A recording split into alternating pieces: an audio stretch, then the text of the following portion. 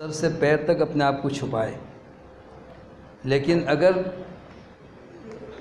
پردہ کرنے کے باوجود بھی اس کے کوئی بال کپڑے سے نکل گیا اور نماز پڑھ لی تو یہ نہیں کہ نماز نہیں ہوگی، یہ لوگوں نے مبالغہ آمیزی کی ہے یا اپنی طرف سے باتیں مشہور کر دی ہیں۔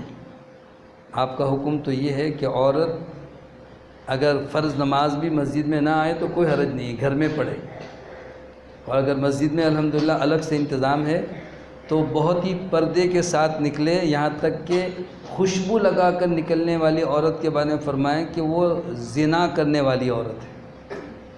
کسی غیر مرد تک اس کی مہک اگر چلی گئی تو یہ دعوت گناہ دینے کے مترادف ہے۔ تو احتیاط، جس چیز کا حکم ہے اس کا احتیاط کرنا چاہیے۔ کیا وضو کرتے وقت ناک میں لونگ جو ہے اس کو اوپر نیچے کر کے پانی پہنچانا ضروری ہے؟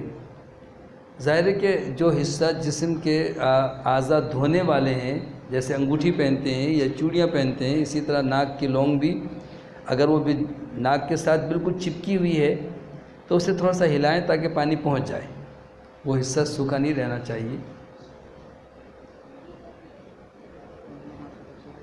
اگر بالوں کے درمیان مانگ نہ نکالی جائے تو نماز نہیں ہوتی۔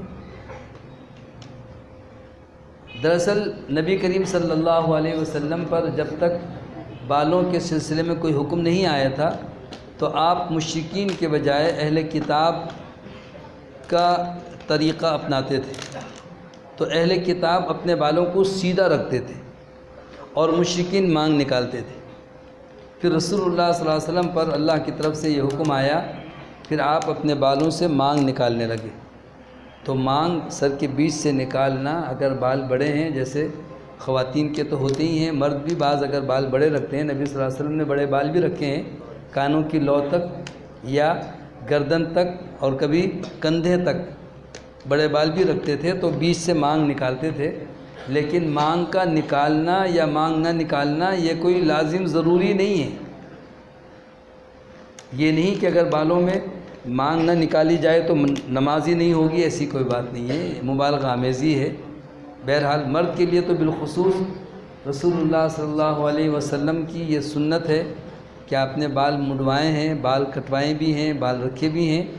مسح کے دوران دونوں ہاتھ گیلے کر کے پیشانی سے لے کر کے گردن تک اور گردن سے واپس پیشانی تک لے آئیں، مسح ہو گیا۔